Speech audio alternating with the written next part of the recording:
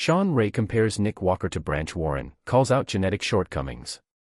Veteran bodybuilding great Shawn Ray recently delivered a bold assessment of Nick Walker, comparing him to Branch Warren and openly critiquing Walker's genetics and aesthetics. Ray's remarks have stirred debate in the bodybuilding community about what defines a truly complete physique. Ray's comments included: Nick Walker is the modern-day Branch Warren. Nick doesn't have the genetics that we're looking at. When you stand him next to genetically gifted bodybuilders, you can start to see his shortcomings. I mean, he's got all the muscle in the world. He doesn't have the best taper. He doesn't have the tiniest waist.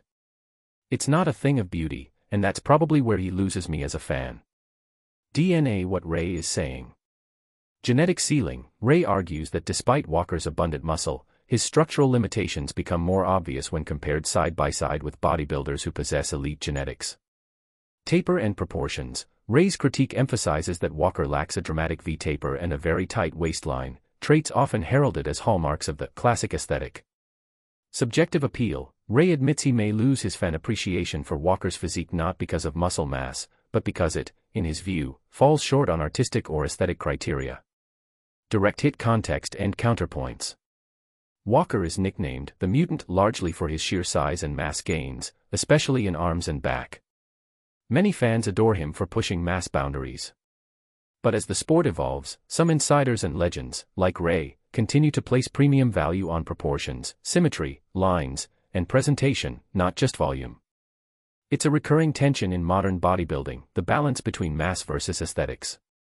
Some view mass as the new benchmark, while others argue the classic ideal must not be lost. Brain final take. Shawn Ray's remarks are provocative, but they reflect an ongoing debate about what defines elite bodybuilding. For some, Walker's size is incredible; for others, the subtleties of proportions and genetic structure matter more in final comparisons. Whether one agrees or not, Ray's take ensures the conversation around Walker's legacy and future remains lively. Magnifying glass tilted left. What Ray is implying. Genetic ceiling and structural limitations.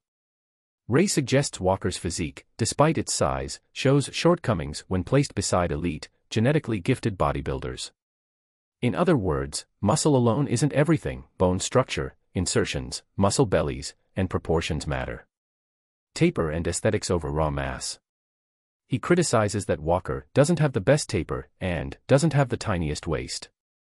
The taper, width of lats and back versus narrow midsection, is a classical aesthetic ideal.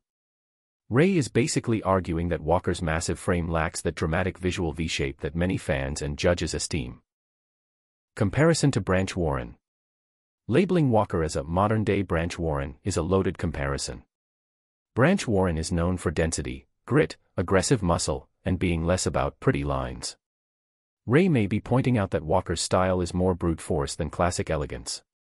Ray's critique is heavy, and from an aesthetic purist's lens, he values taper, waistline, proportion, and classical structure alongside muscle.